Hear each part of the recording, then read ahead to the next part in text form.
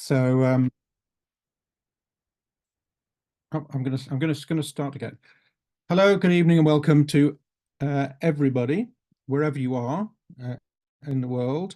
Welcome to our next of our series of talks from the English Catholic History Association. This evening's speaker is Professor Mark Stoyle of Southampton University. And the talk he's doing this evening is on the Prayerbook Rebellion of 1549. So this is in our series of talks. We have many more lined up for the future, well into next year. We have excellent speakers, and Professor Stoyle is going to be talking to us shortly. So I'll introduce you to something about him. Mark Stoyle is Professor of Early Modern History at the University of Southampton, an expert on Tudor and Stuart Britain. He's the author of 7 books, including Soldiers and Strangers and the Black Legend of Prince Rupert's Dog. And this book here, which I've got in my hands, A Murderous Midsummer, The Western Rising of 1549, which Michael Wood has said is a riveting tale. And it certainly is. It's a fascinating story of the Prayerbook Rebellion of 1549, which saw the people of Devon and Cornwall rise up against the crown. The Western Rising of 1549 was the most catastrophic event to occur in Devon and Cornwall between the Black Death and the Civil War. Beginning as an argument between 2 men and their vicar, the rebellion led to a siege of Exeter, savage battles with crown forces, and the deaths of 4,000 local men and women. It represents the most determined attempt by ordinary English people to halt the religious formation of the Tudor period.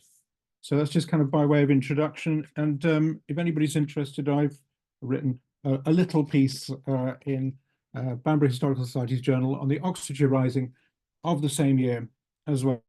So, Professor Stoyle, very welcome this evening. Thank you very much, Tim. Thanks for those kind words of introduction. Hope everyone can hear me okay. Yes? Yep, I think so. Okay, well, thanks everyone for joining me. As Tim said, I'm sort of based at the University of Southampton, and my subject today is the Western Rising, the bloody insurrection which began in Devon in June 1549, and which is nowadays usually known as the Prayerbook Rebellion. Now, I should confess to all of you straight away that this is an episode which has always fascinated me, because I myself grew up in mid-Devon, where so much of the action took place, and I spent part of my teenage years in Exeter, the city which the rebels besieged in vain during that turbulent summer. And indeed, I often feel that the Western Rising has followed me around for most of my life. I went to primary school in a local village where Professor Joyce Ewings, who is one of the greatest authorities on the Rising, then lived. And I went to secondary school in Crediton, the town where the first skirmish of the rebellion took place. And then, after I'd left school and got my first job, which was as an archaeologist, I worked on a sector of Exeter's city walls, which had been strengthened by the desperate defenders in 1549. And ever since I first became a professional historian, I've been scouring the archives for new evidence about the Rising, which, as Professor Ewings herself once observed, is one of the most poorly documented of the Tudor age. So the Western Rebellion is a perennial obsession of mine, and in my talk today, I'd like to draw on some of the material which I've discovered during my own research, as well as on some more familiar sources, in order to explain not only what happened, but also what the Rising was all about. And my talk this evening is going to be divided up into 5 parts. I hope this next slide will show that. No, it won't. Hang on a sec. I'm just looking to see if I can move on the slides. Let me see. No? Ah, yes, here we go. This is it. Sorry, bear with me. So in the first part, I'll sketch out the background to the Rising. In the second, I'm going to explore how trouble first broke out in the Devon village of Sandford Courtenay in June 1549. In the third, I'm going to discuss the events of July, the month which saw the rebellion reaching its height, while in the fourth, I'll investigate the defeat of the insurgents at the hands of the King's army in August. And finally, I'll say a few words about the consequences of the rising and come to some overall conclusions. So that's my plan for the next 40 minutes or so. And let me begin with my first subject, which is the background. So, as almost all historians agree, the rebellion was primarily the result of conservative opposition to the English Reformation, the series of revolutionary religious changes which had recently been imposed upon the English people. Resentment had been building up across the kingdom ever since the 1530s, when Henry VIII, whom we see in this next slide, furious, of course, at the Pope's refusal to grant him a divorce from his loyal first wife, Catherine of Aragon, had made the decision to break with the Catholic Church and to establish a new form of worship. Ripples of dissatisfaction and unrest surfaced as the crown dissolved the monasteries and seized their wealth. And by the time that Henry died in 1547 and was succeeded by his son, Edward VI, whom you see in this next slide, religious discontent was rife. Edward was just 9 years old, and with a child on the throne, government lay in the hands of the king's councillors. This state of affairs caused great unease amongst religious traditionalists, who feared that powerful men were forcing the new faith of Protestantism upon the young king. But in fact, Edward himself was strongly attracted to that faith, and within 6 months, he and his protector, this was Edward Seymour, Duke of Somerset, who you see here, the man who was really, in effect, the ruler of England, issued a new set of orders for religious reform. These orders were intended to sweep away all sorts of traditional practices which Protestants considered to be popish, and thus to move the English Church much further towards continental-style Protestantism. Now, violent opposition to Edward's religious policies had already erupted in the far west of Cornwall in 1548, when the Archdeacon of Cornwall's deputy, William Body, had been murdered at Helston by an angry crowd, and some 3,000 men had subsequently gathered in arms before being dispersed by the local gentry. Now, this is a map of Cornwall at this time. It doesn't actually show Helston, but for those of you who know the area, it's a little town on the coast, a little bit to the south of Hale, that you can see in this map. Now, there's no time for me to look at this particular incident in depth today, but it's worth noting that while the Helston disturbance was primarily the result of deep-seated religious conservatism, it may also have had an ethnic dimension. The village in which the rebellion of 1548 began, which was St. Kevin in the Lizard Peninsula, and this is a picture of St. Kevin today, it lay in a district which was still almost entirely Cornish-speaking at this time. And we shouldn't forget that the Celtic inhabitants of West Cornwall regarded themselves as an entirely separate people from the Saxon English during the Tudor period. And the fact that West Cornwall was Cornish-speaking can only have made its inhabitants even more stubbornly resistant than were other West Country folk to the message of the Reformation, preached as that message invariably was in English. While the fact that some of the West Cornish regarded themselves as a downtrodden and subject people meant that it was easy for William Body to be seen as an alien oppressor here, in a way that simply wouldn't have been possible elsewhere. Now, this Cornish commotion of 1548, as the revolt was known to local people, was swiftly quelled. But next year, fresh protests were sparked off in the West Country when Edward's regime introduced a new Book of Common Prayer, which, as you can see from this next slide, was printed in English rather than in Latin, as had always been the case before. And as I'd like to show in the second part of my talk tonight, these protests began in the little village of Sandford Courtenay, which lies in the deep Devonshire countryside on the northern fringes of Dartmoor. Now, it's vital for me to pause and stress at this point that virtually everything we know about the initial disturbances at Sandford comes from the pen of John Hooker, an Exeter man and a stout Protestant who was then in his early 20s. Hooker watched the Western Rebellion develop from his vantage point in Exeter, and he later helped to defend the city against the insurgents. He was an eyewitness to the rebellion then, and it's clear that, like so many people who've lived through violent conflicts, he was to be deeply affected by that experience. Throughout the rest of his long life, Hooker would constantly revisit the events of that extraordinary summer, thinking about them, talking about them, and eventually writing a whole series of different accounts of the revolt, accounts which remain to this very day the chief primary sources on which all subsequent histories of the rebellion have been based. And Hooker tells us that the trouble at Sandford began on the 10th of June, 1549, as the local priest was preparing to say the service in the church there, according to the new book.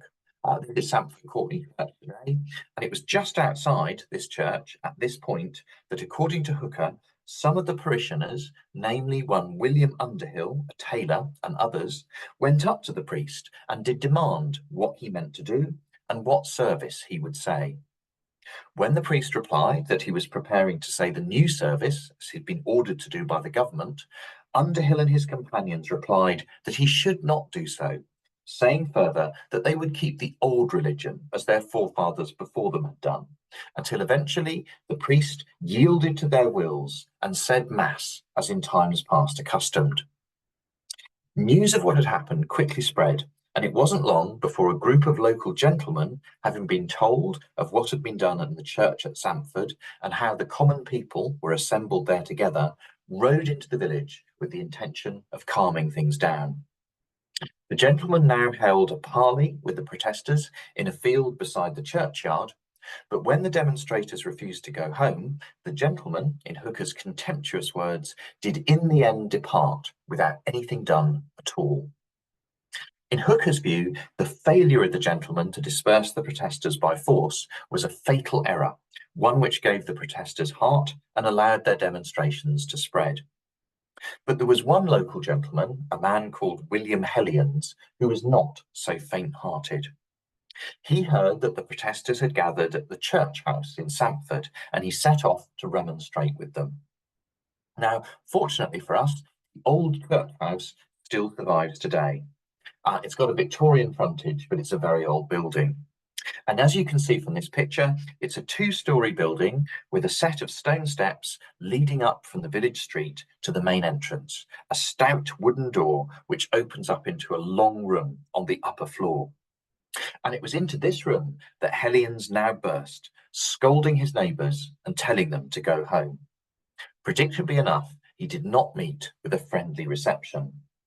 On the contrary, tempers flared, heated words were exchanged, and as Hellions turned to leave, someone produced from the sort of the waistband of their trousers, I suppose, an implement known as a billhook or a billock. I'm sure that some of you will be familiar with this. It's like a curved implement, curved metal blade on a wooden handle or pole, and it's used today in hedging. But this man drew this implement out and promptly struck Hellions with it on the back of his head as he was turning to go.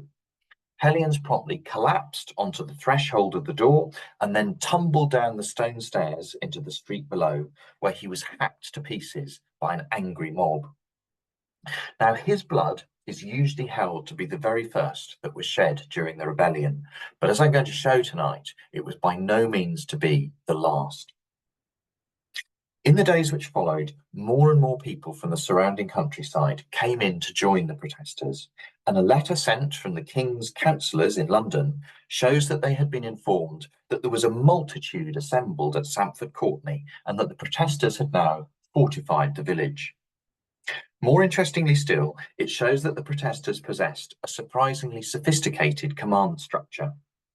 At one point in the letter, the councillors informed their local gentry supporters that we desire especially those 6 men which do present the protesters' grievances unto one special man in the steeple in that town, and the same man also may be apprehended and punished above all others for example's sake.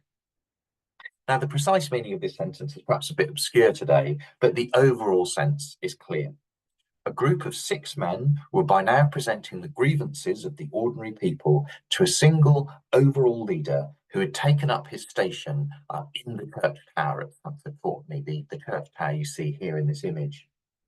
Who the man in the steeple was, we may never know, but my own suspicion is that it was William Underhill, who was probably much less humble than Hooker's dismissive description of him suggests, and in fact we know belonged to a relatively prosperous local farming family.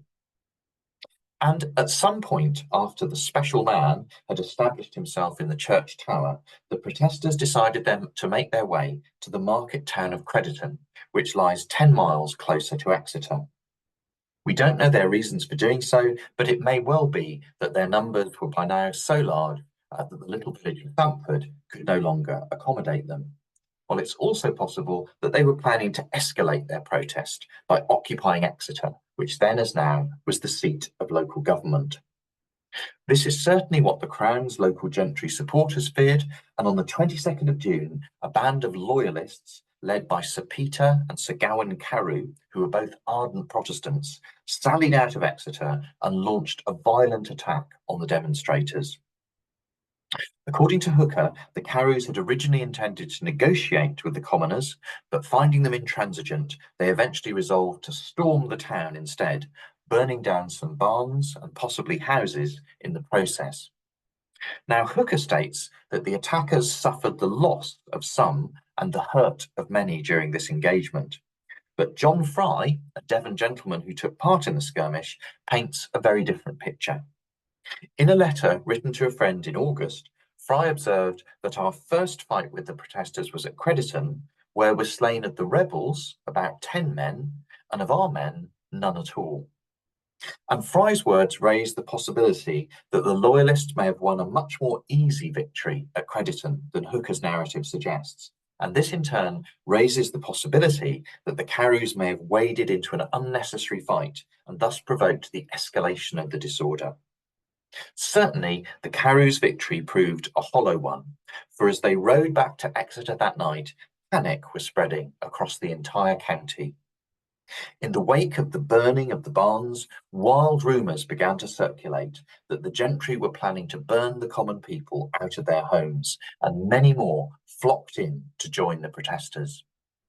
Soon, Devon's local gentry governors, who had gathered in Exeter to deal with the emergency, found themselves entirely surrounded as the protesters blocked off all of the roads to the east. And to make matters even worse from the Crown's point of view, the local gentlemen were bitterly divided amongst themselves. For while religious conservatives continued to view the commoners as protesters, with whom it was perfectly okay to negotiate, religious radicals now saw them as rebels and traitors who could only be dealt with by force. On the evening of the 23rd of June, a fierce quarrel took place in Exeter between the Protestant Carews and their more religiously conservative gentry colleagues. Unable to agree on how to proceed, the Devon gentlemen now went their separate ways. Most of them left Exeter on the following day, and many of these individuals promptly fell into the protesters' hands and were imprisoned. By this time, desperate pleas for help had been dispatched to London by those local gentlemen, including the Carews, who remained both willing and able to resist the rebels. And on the 25th of June, Lord Russell, who was the West Country's leading nobleman, whom you see here, he left the capital with a force of about 800 men, all that Protector Somerset could spare to deal with the disturbances in the west as he battled to suppress other similar risings in East Anglia, Oxfordshire, and elsewhere. It would take Russell time to get down to Devon, though, and even longer to prepare his forces for action. And in the meanwhile, Exeter, whose town governors had decided to resist the rebels, was left to stand almost alone.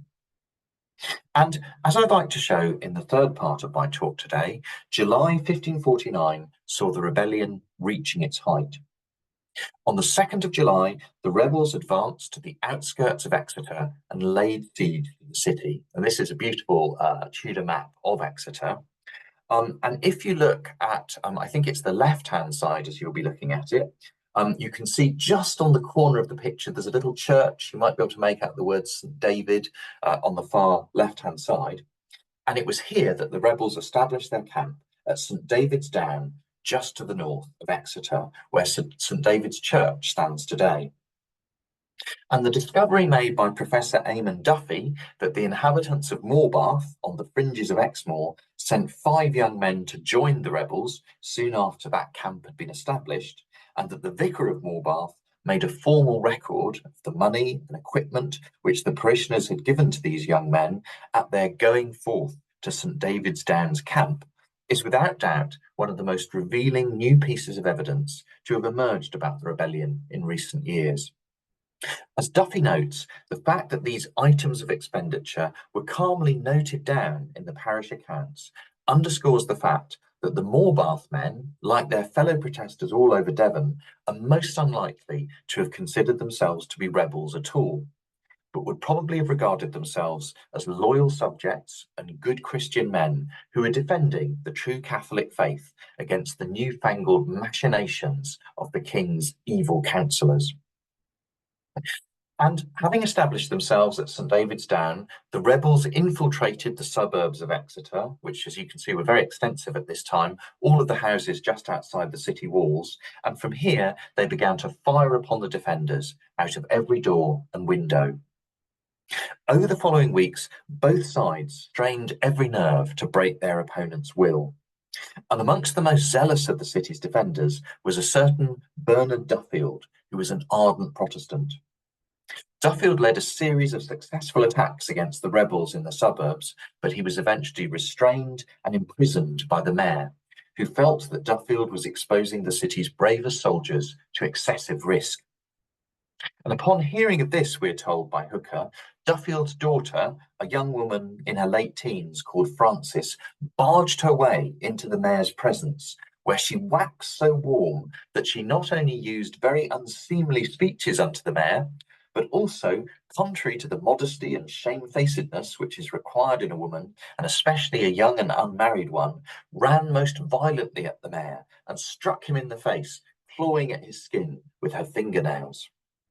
And Frances's attack on the mayor nearly sparked a riot as wild rumours began to spread that she was a secret Catholic, that he had been injured, and that the city was about to be betrayed. But order was eventually restored.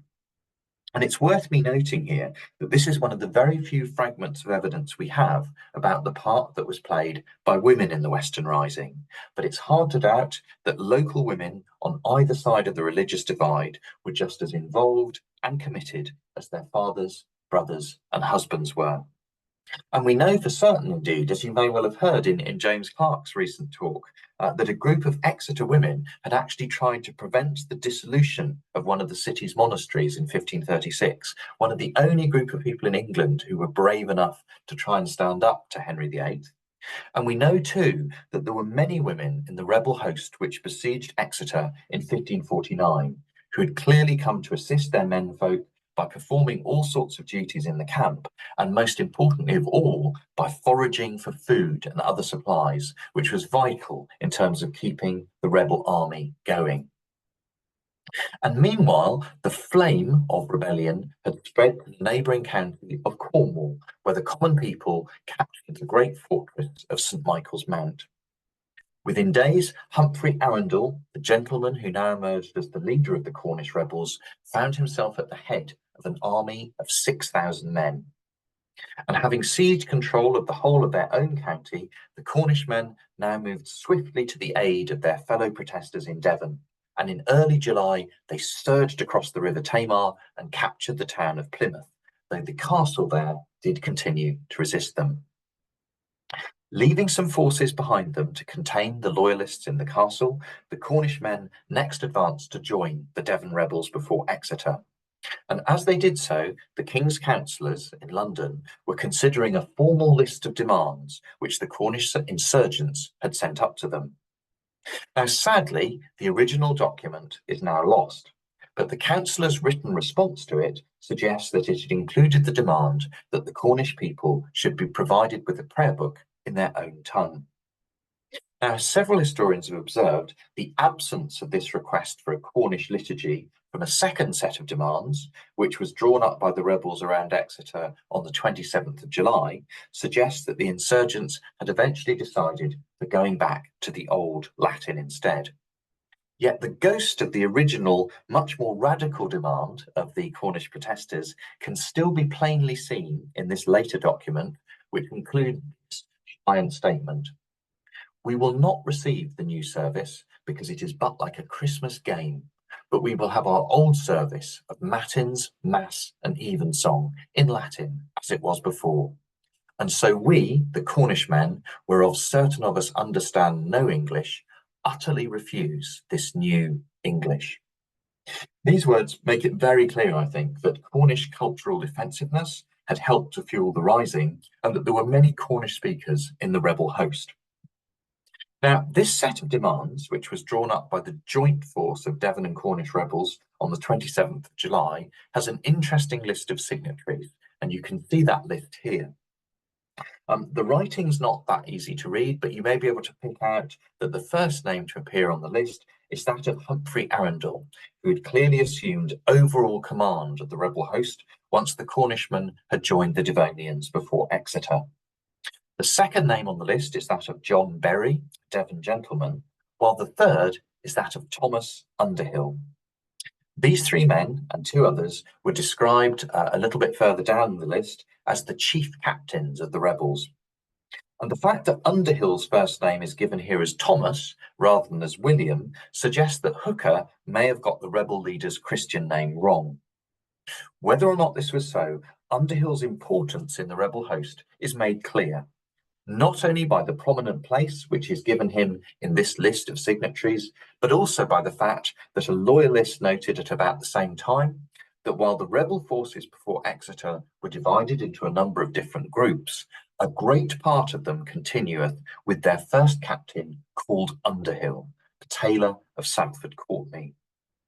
I think they keep him still because they cannot find his match, the writer went on, adding sarcastically that Underhill was a captain who'd been well chosen by the devil at the first. And further evidence of the crucial role which was attributed to Underhill by the Crown's supporters emerged 2 weeks later, when the Privy Councillors in London urged the King's General, Lord Russell, to take special care for the apprehending of both Arundel and Underhill. And the very next day, Protector Somerset himself wrote to Russell, telling him that the King's own honour demanded that Arundel and Underhill should not escape due punishment. And here we're reminded of the earlier instruction that the one special man in the steeple at Sandford Courtenay should be punished above all others for example's sake. I think it's quite conceivable that it was Underhill who was being referred to on both of these occasions. So, as the rebel leaders assembled to sign this joint list of demands, their position seemed very strong, and they were clearly brimming with confidence. They probably believed that they were on the point of taking Exeter, and that with that great city in their hands, they would be able to march on to London to force the king to agree to their requests. But on the 28th of July, Lord Russell, who had by now managed to assemble a powerful royal army at Honiton, at last began his advance on Exeter. Over the following weeks, hundreds of rebels were killed in a series of brutal battles fought on the eastern side of the city, and on the 5th of August, the insurgents abandoned their camps before Exeter and fled. Early next day, Russell's troops finally relieved the city, and the 6th of August, the day of Exeter's deliverance, which was one which was to be celebrated by Protestants in the city for a further 300 years to come after this date.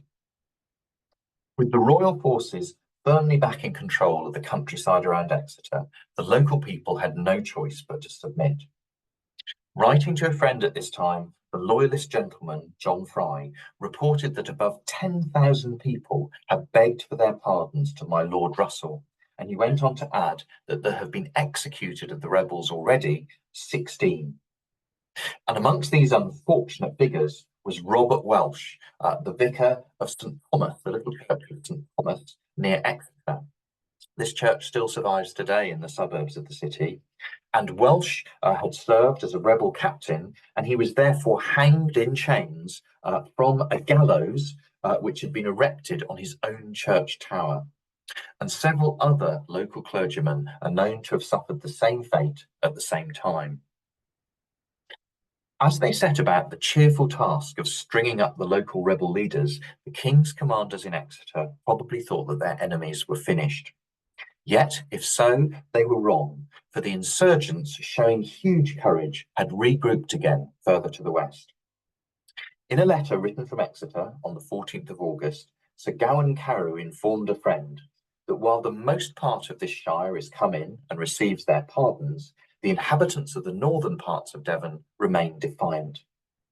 Not only this, rebel forces in West Devon were continuing to besiege Plymouth Castle, while most threateningly of all, Sir Gawain reported, Humphrey Arundel gathers his power still in Cornwall and determines to give us the battle. The Cornish rebel leader remained very strong, Sir Gawain went on, and he has a goodly band of men, I think to the number of 7,000 and upwards. Now, this was a highly impressive figure, especially as the rebels had already lost many men in the battles around Exeter. Nevertheless, Carew concluded, God holding his hand over us as he has done hitherto, we will be strong enough for him. Now, Sir Gawain may have been feeling confident, but when Lord Russell learned shortly afterwards that a strong force of rebels had reassembled at Stamford Courtney, where they were fully bent to maintain their quarrel, he was filled with alarm. According to John Hooker, this news so troubled my Lord Russell that all business set apart, he commanded forthwith the trumpets to be sounded and the drums to be struck up, and all of his army forthwith to be mustered. Russell knew that he had to deal swiftly with this resurgent threat, and on the 16th of August, he ordered his forces, now some 8,000 strong, a vast army, to march westwards out of Exeter. And just before Russell sent out, John Fry wrote to a friend from Exeter to tell him what was going on. At this present, Fry observed, the people in all Devonshire be well in quiet, except the parts about Stamford Courtney, where, as we be advertised, there be a great number of rebels, and the most of them Cornishmen. This present day we shall march forth out of Exeter towards Stamford Courtney, Fry continued, and so from thence, if God wills it, into Cornwall, where I pray God will give us the like victory that he has given us heretofore. That night, Russell's troops quartered at Crediton, and next day they advanced upon Stamford Courtney itself. After a hard fight, Russell's troops succeeded in beating one group of the rebels from the camp, which they had established on a hill outside the village. And as the insurgents fled, they were chased by the royal forces, which cut many of them down. In this pursuit, Russell later wrote, was slain 600 of the rebels, and amongst them one Underhill, who had had the charge of that camp. So clearly, Underhill had continued to lead the Stamford men till the very end, being cut down by the royal forces in the fields around his own house. And the fact that Russell went out of his way to record that Underhill had been killed hints at just how important he considered this particular rebel to be. That afternoon, Russell's army attacked the village itself and defeated the remaining rebel forces under Humphrey Arundel. A further 700 men were killed in the ensuing rout, with Russell's cavalry cutting down the rebels in droves as they fled along the moorland roads towards Cornwall. Only the onset of darkness ended this terrible slaughter. By the 20th of August, Russell's victorious army had crossed the Tamar, first capturing Humphrey Arundel and then imprisoning him here in Lawton Castle. And even before this, the insurgents had been driven out of Plymouth by loyalist forces, leaving 80 men behind as captives. On the 20th of August, Sir Hugh Powlett, one of the royal commanders, sent another letter to a friend, in which he triumphantly informed him that, I trust this business, in other words, the rebellion, now rests in a good stay. For the 8th conflict we have had with the rebels ended on Saturday last, in which bickering there were 2,000 traitors slain, while on our part there were not 40 persons killed. And Powlett's estimate of the relative casualty figures is supported by other sources and underlines just how many men the rebels had lost. Humphrey Arundel and all the chief rebels of Cornwall and Devon who are left alive are now in prison, Powlett went on, and the castle of the Mount is repossessed, so as I hope the weight of this rebellion is overpassed with such a scourge that the memorial of it will not be lightly forgotten. And the implication of these final words, of course, was that the slaughter of the insurgents had been so great that it would serve as a brutal object lesson to anyone who might be tempted to rebel in favour of the old faith again in the future. Even so, Powlett was forced to acknowledge that the local people showed themselves to be very ready to rise again in sundry places, being scarcely well pacified at this present in the north parts of Devon and the borders of Somerset joining the same. And this is a remarkable statement because it shows that despite the bloody slaughter of the past few weeks, the anger of the common people remained such that they were still looking for any possible opportunity to rebel.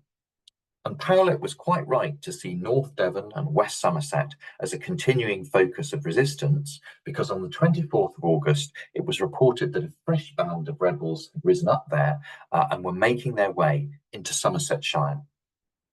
Eventually, a strong force of royal cavalry was sent after them. They ran this final group of insurgents to earth in West Somerset on the 27th of August, and in a swift battle, literally cut them to pieces. And with this defeat, the rebellion may at last be said to have come to an end. So, what happened after the rebellion was over? This is the subject which I'd like to turn to in the final part of my talk tonight.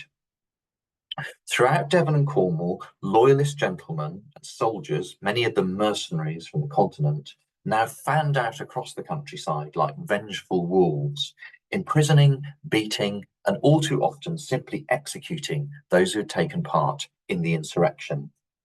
And indeed, as martial law was declared across the two counties, a veritable reign of terror ensued. And to illustrate this point tonight, I'd like to tell you just one story, a story which I recently uncovered while studying a badly damaged document at the National Archives in London. Now, after a great deal of time spent trying to decipher it, I discovered that it was in fact a petition for redress from a certain Thomas Ennis, a middle-aged man who lived in St. Gluvius in the far west of Cornwall, and who had been apprehended in the wake of the rebellion by a loyalist called Stephen Plaisted and accused of helping the rebels. And having once got Ennis into his clutches, Plaisted had then demanded that he give him the enormous sum of £400. That's more like £500,000 in today's money. It would certainly be enough, even today, to buy yourself a very nice house. And he demanded this as a kind of on-the-spot penalty for Ennis's supposed offences. And when Ennis refused to pay this monstrous fine, Plaisted directed that his unfortunate victim should be bound about both his hands with a rope like this, and that then a rope should be twisted around his hands. And finally, a stick should then be inserted into the rope, and the rope tightened with the stick to such an extent, so tight that the blood actually spurted out at the end of poor Ennis's fingernails. And as you can see from this next image, this was actually a form of torture which was quite common in early modern Europe, and it was probably something that had been brought over by the foreign mercenaries serving in Somerset's army. So, I mean, this was bad enough and painful enough, but not content with this, Plaisted subsequently ordered that ropes should be similarly bound and then tightened, first about Ennis's head, and then, and I'd sort of advise the gentlemen in the audience to sort of brace themselves at this point, tightened around his genitals with the same sort of appalling effects, afflicting him with the most intolerable pain. And not surprisingly, after having been subjected to this barbarous torment, Ennis eventually agreed to give Plaisted everything he possessed.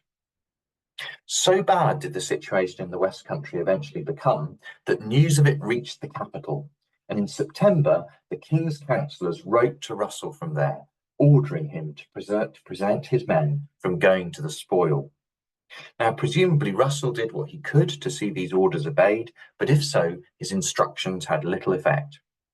3 weeks later, the King's General himself was forced to write to the Cornish magistrates from Exeter, telling them that he had received many horrible complaints from Cornwall. The people there were being harshly treated, Russell complained, and the whole common folk universally vested with oppression.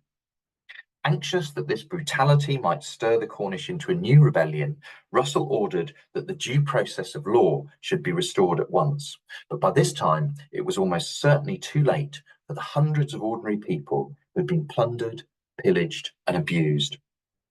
And even as the humble rebels suffered in their home villages, those of their leaders whom the government had managed to capture were being escorted back to the east.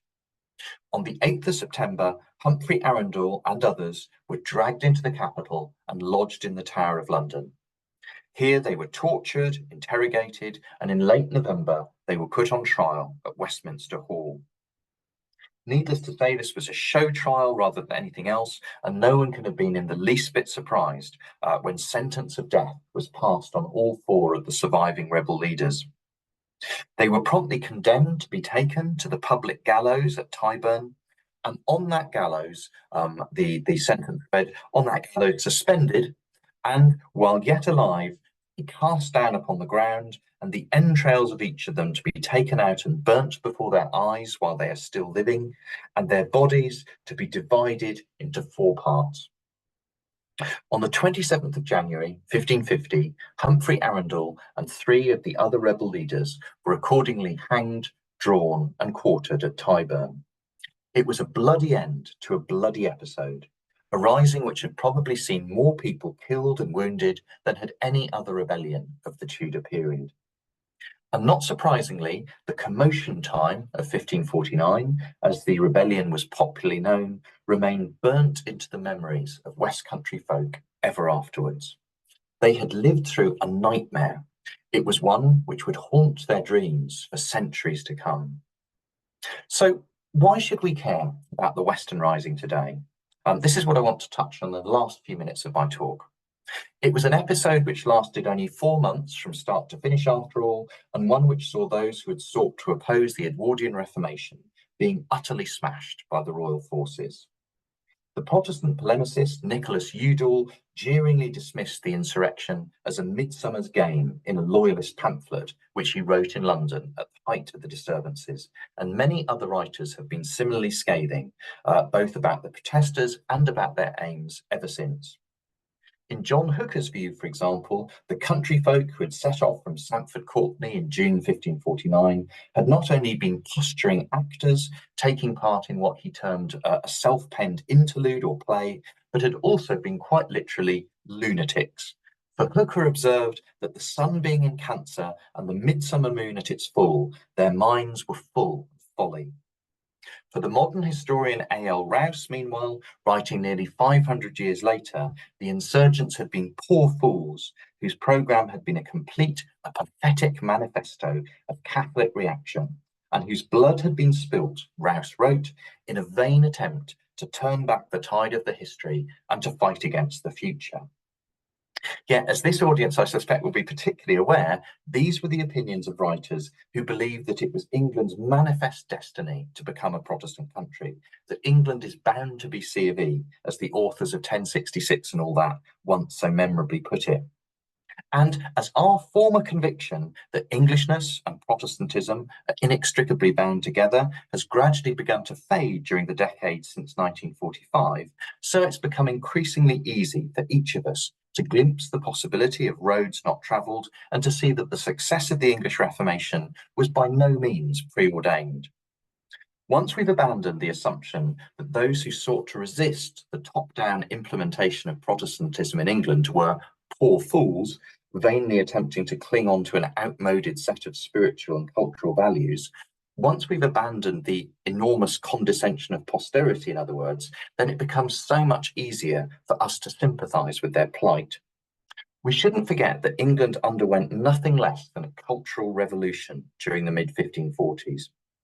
Within months of the boy king's new government coming to power, the ruling elite had launched an unparalleled assault on the customs and traditions of the great majority of their fellow countrymen and women. Almost overnight, beliefs which had hitherto seemed unremarkable, beliefs which had hitherto indeed enjoyed the official sanction of both church and state, had been outlawed.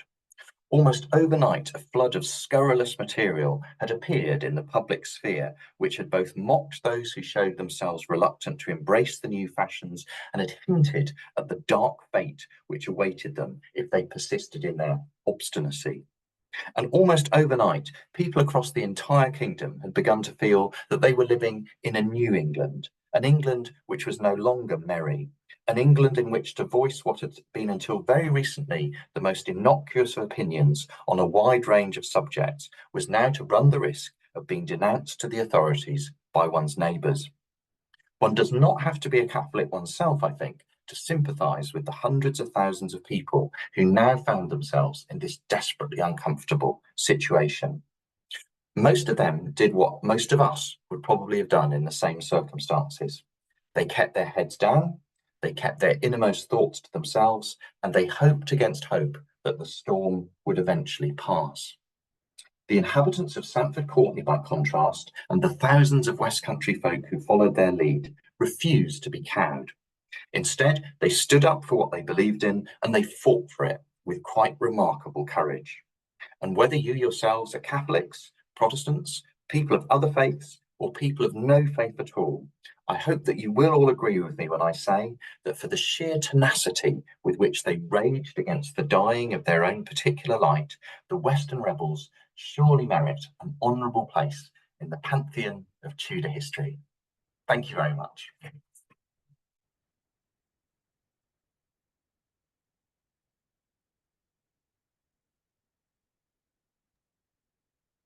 Thank you very much. That was an excellent talk. I found it absolutely fascinating. I've got a great interest in 1549, which Professor Stoyle knows about from meeting somebody randomly and then doing some research on the Oxfordshire Rising. As we know, of course, riots are not something new and have always seemed to have happened every so often, and they're always in summer. I can't think why.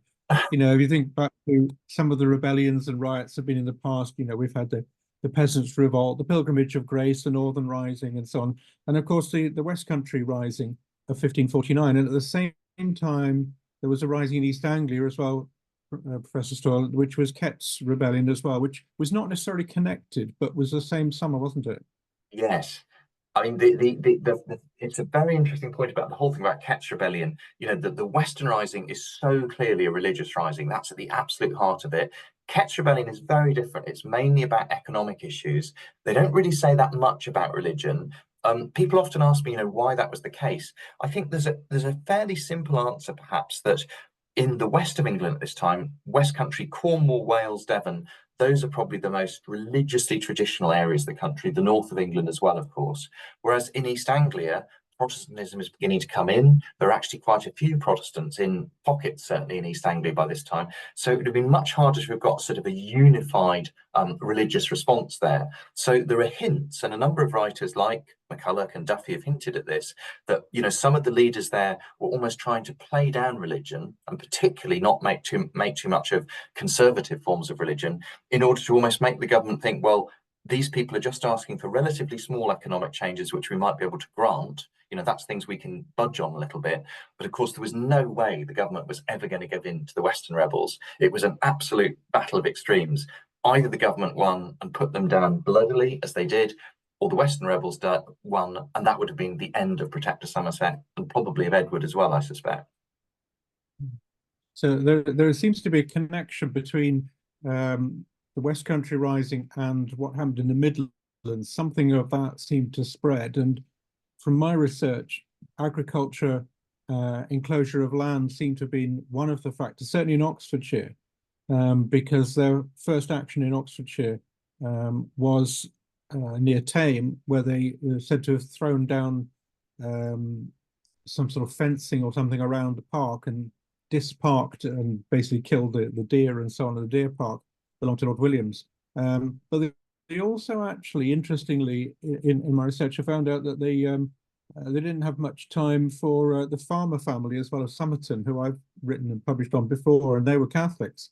But they'd been trying to enclose the land. So although they were Catholics, that didn't appear to be a factor. It's basically they were landowners, and therefore they were enemy kind of thing. So that's certainly the Oxford. So was there much connection between the West Country and the Midlands Well, that's a risings? really interesting point, Tim, because it's almost, as you say, there's a kind of interesting blend of things going on in the Midlands. It seems to be, it's partly about enclosure, but it's also about religion. Obviously, the Oxfordshire Rising, partly led by priests, they make a number of statements which make it clear that they're very religiously conservative. I mean, one of the Yeah. fascinating things I think about the West Country rebels is they've always been seen as sort of isolated and backward and sort of rustics who didn't have a sort of a bigger plan. But there was a great deal of sympathy for them elsewhere in the kingdom.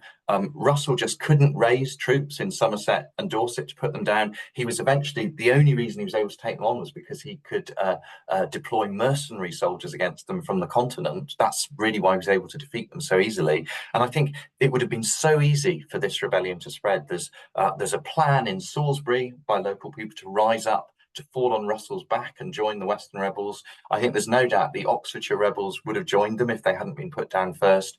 I found some really interesting evidence about feelers being put out to the people of Wales, some of whom said they would meet the Western rebels on Salisbury Plain. So it's a much more dangerous rising than I think most historians have realised. And I think it's because there's a lot of writers in the past, at least, presume that most English people are always going to be Protestant. But of course, in 1549, the great majority of the English people are still Catholic, or at least very religiously conservative. Far more people sympathised, I think, with the Western rebels than with those who put them down. I think there's a lot of evidence for that. I mean, it was part of the sort of risings against the Protestantization of the church, really, particularly under Edward VI. And a continuation, really. The Pilgrimage of Grace was connected because they had the West Country rebels had the Pilgrimage of Grace banners, didn't they? Well, that's interesting, actually. We don't know that for sure. That was said by Francis Rose Troop, who wrote the famous book in 1912.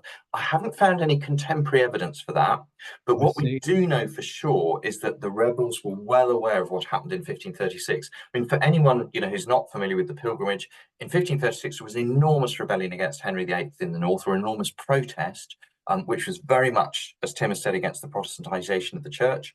Henry was cunning and shrewd enough to put that down by offering pardons and all sorts of concessions, and then striking like a tiger against the leaders and executing many of them. The Western rebels knew about this. They actually mentioned it. They knew what had happened in 1536. They were not going to let that happen to them. And I think that's one of the reasons they just keep resisting and resisting until the very end. I mean, again, one of the points I'd like to make is that it's almost unheard of for Tudor rebels to just keep fighting and fighting and fighting despite being defeated. It's usually one battle and they go home, or else it's not even a battle at all and the gentry persuade them to go home. The Western rebels are almost like the Terminator. They keep fighting till there's literally none of them left. They've all been killed or captured or dispersed. And I think that their courage is absolutely remarkable.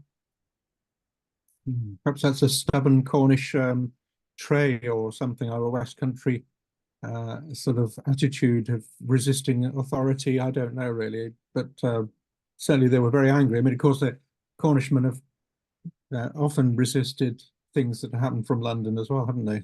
I think it's because there's this mixture going on in 1549. The West Country folk are fighting, I would argue, for their religious faith. So obviously that's something that people are prepared to die for, much more than you might over enclosure say. And also, as you say, Tim, there is this particular question of identity. I think Cornwall has always been different and separate. It was very different and separate in the Tudor period.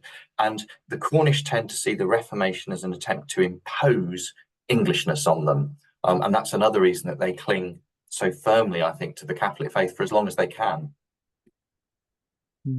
Interesting. I was pleased that you mentioned the role of women. And of course, there was the episode of the women resisting the destruction of a church in Exeter. Yes. During, I think, Henry VIII's time. But I think the role of women is often something we need to emphasize a lot. I certainly have mentioned it a number of times before, and I think it's so important that women were 50% of the population and equally must have shared the same views as the menfolk. Definitely. But often don't get the mention because we didn't actually get involved in the action usually. But there's a very good book actually on the 1569 rebellion in the north by Krista Kesselring, and obviously the evidence base for the 1560s is much better than it is for the 1540s and 1530s. We've just got so many more documents, so much more information. And it's interesting that Krista's work has shown lots of evidence of women in the north in 1569 supporting the rebels, talking in favour of them. Particularly interesting that they go into churches and burn Protestant Bibles, burn Protestant books, set up altars. So as you say, Tim, I think women are very much assisting the rebels. They're not usually fighting on the battlefield, but they're doing all sorts of other things as well to help them. And I do think that's been really neglected. I meant to say, actually, I got a final slide to share with you all. So these are just some extra things where you can find more information if you'd like. I'll go back to that in a moment. But I also wanted to show you this slide. There's actually a play being put on in Exeter in October, which is called The Commotion Time. It's written by Sarah Dickinson, and I've been kind of collaborating with Sarah on this. And that's very much doing what you said, Tim. It's sort of playing up, the female dimension, all of this. And, obviously it's a fictional account, but it's trying to show some of the ways in which women almost certainly were involved. So, if any of you are interested in following up on the Western Rising, you happen to be in the West Country at that time, you go and have a look at the play. And I understand it may transfer to London in due course, so you might have other opportunities to see it. Yes, I'd like to go and see that. Would be fantastic. I'm doing a talk on recusant women at Husbands Bosworth in Leicestershire on the 29th September, actually, heroines of the Reformation. If anybody's interested in Husbands Bosworth, Old Hall there. Anyway, in the box here, we've got one or two things from one or two people. So I'll just tell you what they've said. Hayley, who I know Hayley. I was communicating with Hayley earlier today, I think, or yesterday. Dear Mark, thank you for a very interesting lecture, and your research is brilliant in including the use of landscape and culture. So that's great. Thank you, Hayley. Phil says, were there fewer recusants later on in Cornwall because of fear of reprisals? Oh, now that's a really interesting question, actually, because what happens next after 1549 in the West Country is quite a sort of, it's a more complex story than you might think. So right through Henry VIII's reign, the early part of Edward's, Devon and Cornwall were probably the certainly two of the most religiously conservative counties in England. But the effect of this really savage suppression and huge numbers of killings seems to have been very different in the two counties. So in Devon, local Protestant gentlemen quickly begin to bring in lots of Protestant clergymen, and there's a real push for reformation. And I would say by the 1630s, Devon is one of the most Puritan counties in England. There's a complete change. It's almost as if what happens in 1549 kills that Devonian Catholic identity almost entirely, apart from in a few gentry households. But in Cornwall, the situation is almost completely the opposite. The Cornish are eventually forced to become Protestants, just as the Devonians are, but they do it in a completely different way. They become the most conservative Protestants they can possibly be, sort of clinging on to everything the Elizabethan Church allows them to cling on to in terms of sort of relics of Catholicism, if you like, and also going a good deal further than Elizabeth would have allowed as well. And so by contrast, on the eve of the Civil War, Cornwall is probably one of the least Puritan counties in England, while Devon is one of the most. And I've been puzzling over why this happens. I think it partly reflects this Cornish desire to keep a separate identity and to remain different from England. So if most of sort of southern England becomes more and more Protestant and sort of zealously Protestant and Puritan, the Cornish almost go the other way and stay as conservatively Anglican as they possibly can. And I think this helps to explain why in the English Civil War, just 100 years later, Devon is a very parliamentarian county, while Cornwall is the most royalist county in England. So very different patterns over the next 100 years in those two counties.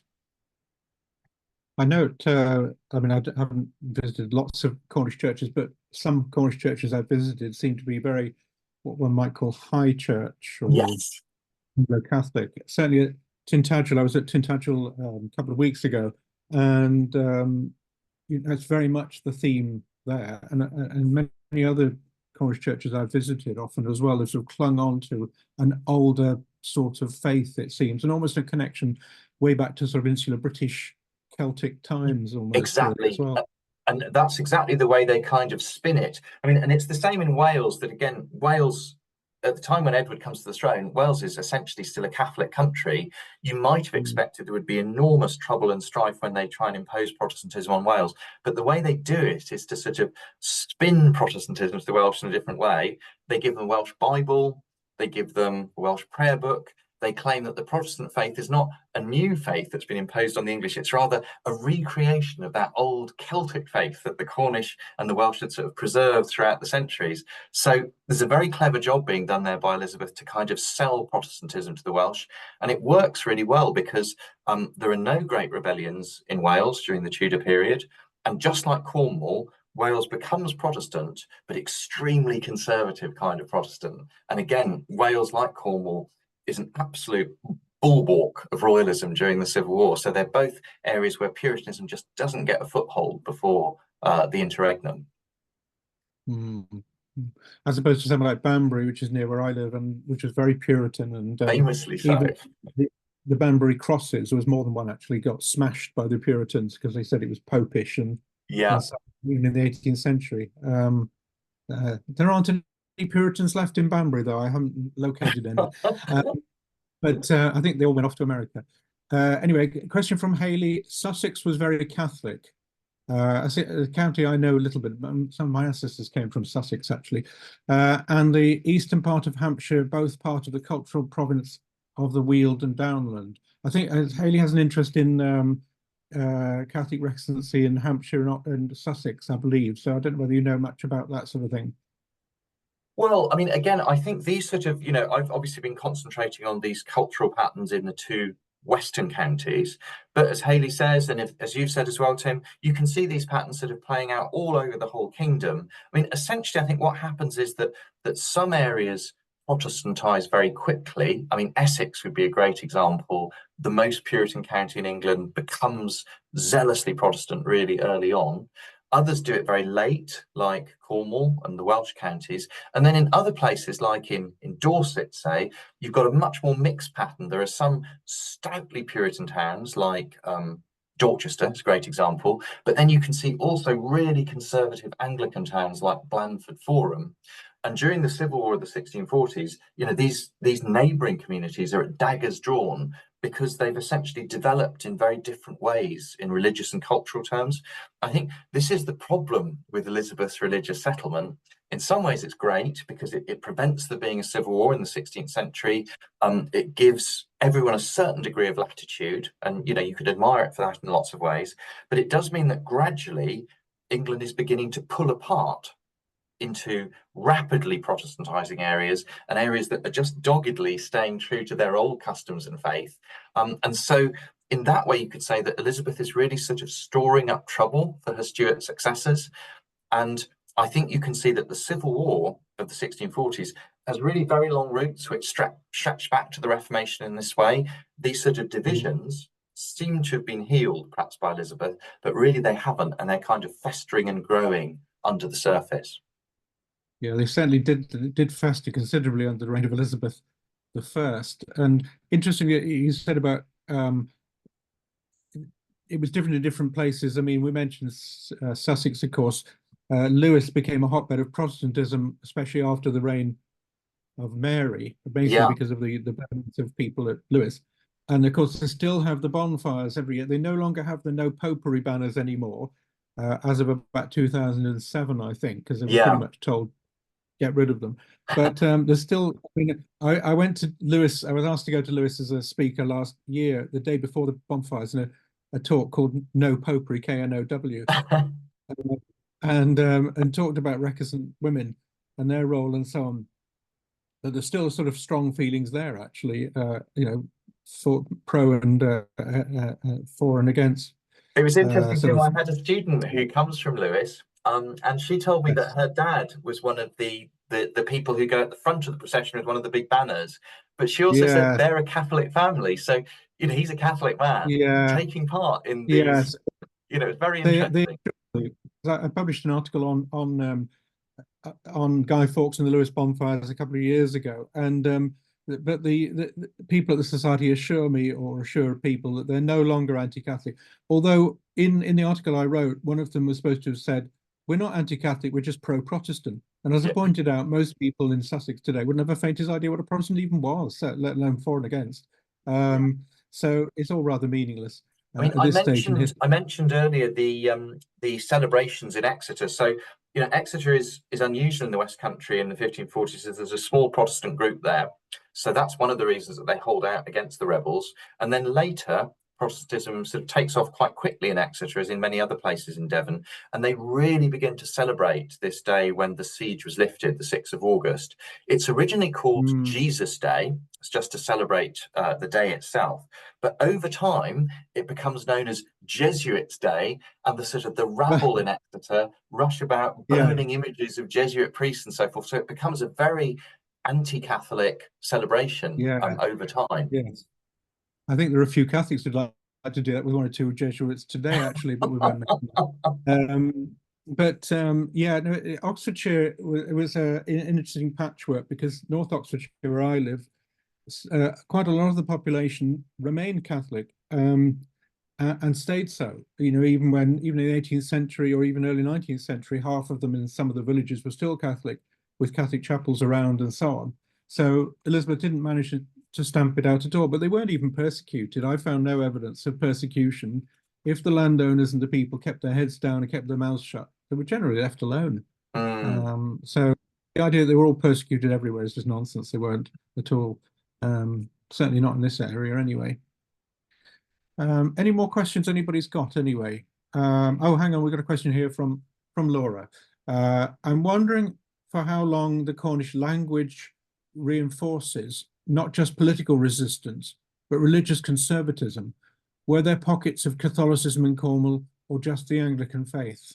Oh, thanks very much, Laura. Again, that's a really interesting question, something I would have liked to discuss, because I think that in a Cornish context, the Western Rebellion is really important for Cornish history because there is this tension that the Cornish have been used to having their religious service in Latin. They would have their sermons and some of the prayers in Cornish, but essentially it's a kind of mainly Latin with a bit of Cornish thrown in. They seem to have been perfectly happy with that. Once the new prayer book is brought in, suddenly Englishness is being forced down the throat of every Cornish man, woman, and child once a week at least in church. So it's a huge change, and I think that's one of the reasons there's to it. But there's a terrible sort of irony here that by rebelling against the state and appearing at least to have demanded a Cornish prayer book rather than an English one, they've almost tarnished their language with the sort of the stain of rebelliousness, and Cornishness with the stain of rebelliousness. And partly as a result of this rebellion, but for other reasons too, but partly as a result, they're never given a Cornish Bible or a Cornish prayer book. And that's the main reason, I think, or one of the main reasons why the Cornish language dies, relatively quickly after this, whereas the Welsh language is still healthy to this day. So it's a really bad episode in terms of, the history of the Cornish culture and language.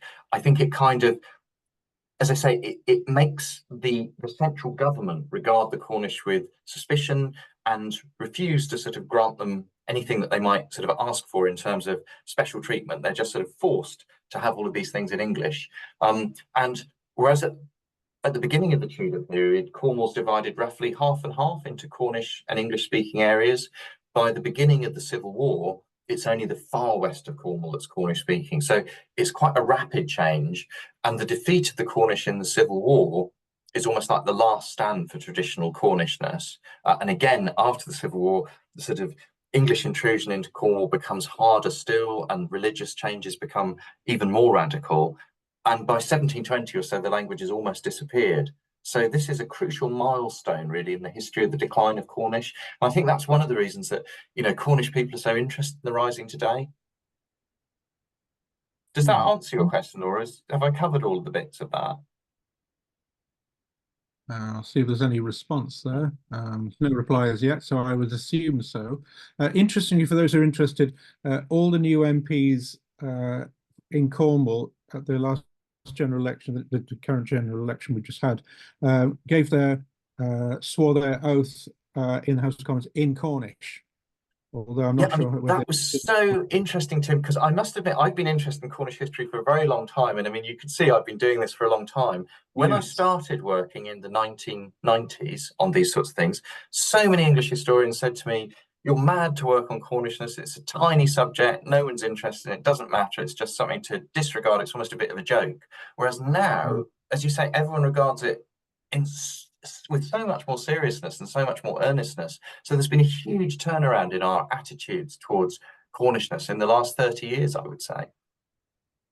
There's Cornish musicians as well. There's a musician who's actually Welsh or half Welsh, half Cornish, and she sings in either Welsh or Cornish. I've forgotten her name Oh, it's offhand, but Gwenno. that's the yes, that's the lady. Yes, I've seen her. and have you? Oh right, Yeah. okay. And you've seen sort of on the internet sort of thing. No, a But long there's time some other. ago. She was in a band a long time ago. Oh right, yeah. Well, there's another band as well who've recorded songs in Cornish as well. Again, I can't remember the name offhand, but it is a sort of revival in a way. And I noticed being in Cornwall, I mean, visiting Cornwall over many years, you do get signs in Cornish as well, and then you think, well, who's going to be able to read that? So certainly Tintagel, there's signs in Mm. Cornish, which, as I've got a working knowledge of Welsh, I can understand anyway because of the similarities with Welsh. But it's quite interesting that it's cropping up on signs, road signs, and tourist places and so on. Maybe it's a marketing ploy by the tourist board, or I maybe it's think the big deeper than that. problem for Cornish is that because the Welsh language never went away, it's always been with us. Everybody knows Yes. how the words should be pronounced, how they should sound, all these sorts of things. Because Cornish actually did die in the 18th century, the different forms of Cornish that are spoken today, people have had to kind of guess what the words would sound like. And that means that the Cornish language speaking community is very fractured, and there are about 4 or 5 different brands of Cornish that different people Yes. adhere to very tenaciously. So, it's a very complicated subject, Cornish language in Cornwall today.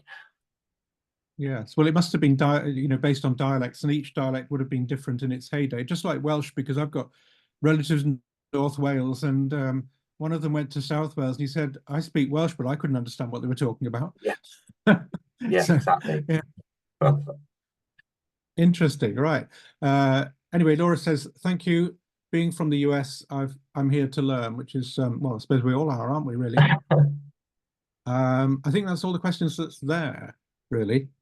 So I'd just like to say thank you very much, Professor Stoyle, for a fascinating and interesting talk this evening. For those who haven't heard of it, there's the But book yes, there.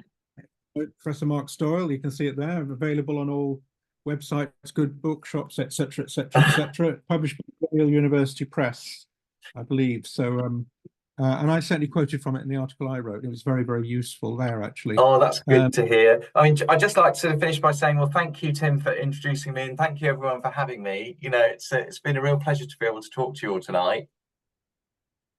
Great, excellent. Well, it's been an honor to have you here. I think I pronounced that correctly, says thank you. And somebody else says, as Laura, I think, thank you very much, Professor Stoyle. Great talk. So I think we can say everybody's really enjoyed it. So thank you Oh, very thank you. much, That's everybody. great. And next month we're having another speaker. We've got speakers lined up till the autumn next year. We're even having a link up with the Australian equivalent in September. Wow. I think it's on a Saturday morning, but we're having a joint talk with them, with the Australian equivalent of us as well. We're hoping to have a link with the Americans as well at one time, sometime, but nothing's actually come up. I've offered to do a talk for them, but we haven't yet got any links there. So if we have any Americans here who've got any influence with in that sort of quarter, then that would be great, because there are great links obviously between Britain and America, as we know, and there's lots of interesting areas of overlap, I'm sure, that we can explore. So thank you very much, Professor Stoyle, and Thank you, everybody Tim. else for joining us Thank this you, evening. everyone. I hope you've all enjoyed it. It's Thanks a goodbye lot. from me.